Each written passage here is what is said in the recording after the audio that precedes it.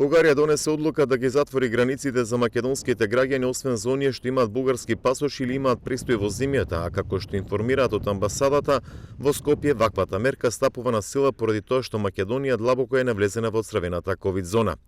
За жал на туристите од Македонија нема да им биде овозможено да патуваат во Бугарија, бидејќи на граничниот премин ќе биде спуштена рампата за сите македонски граѓани.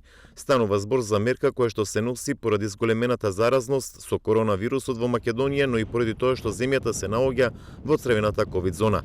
Ваквата одлука ја носи бугарскиот министер за здравство и почнува да важи од 19 јануари, изјави од амбасадата на Бугарија за порталот МКД.